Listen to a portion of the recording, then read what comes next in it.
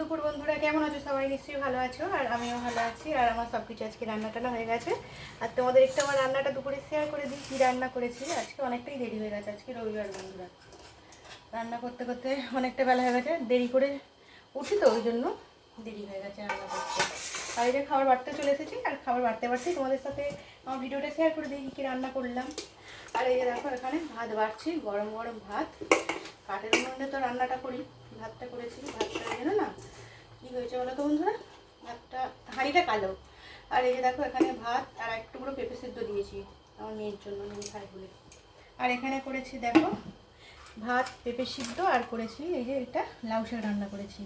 লাউ শাকটা ছোলা ভিজানো, বাদাম ভিজানো, মটরশুঁটি, মুসুর ডাল, আলু, বেগুন, আদা, জিরে এসব দিয়ে লাউ শাকটা রান্না করেছি। আর এখানে দেখো করেছি বেগুন ভাজা আর পটল ভাজা।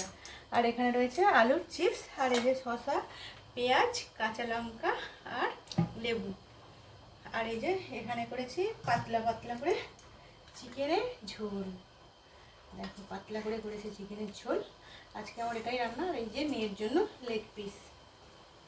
তোমাদের একটু শেয়ার করে দিলাম আমার রান্নাটা। আর আমি তো বড় ভিডিও বানাচ্ছি না, ওই জন্য ছোটো ছোটো ভিডিও অনেকদিন পরে বানাচ্ছি। আর এগুলোই আজকে করেছি। খাওয়া দাওয়া করবো, সব বন্ধুদের কি খাওয়া দাওয়া হয়ে গেছে?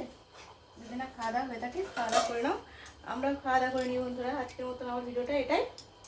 আবারও নতুন ভিডিও নিয়ে চলে আসবো তোমাদের কাছে। তোমরা সবাই খুব খুব ভালো থেকো। টাটা বন্ধুরা।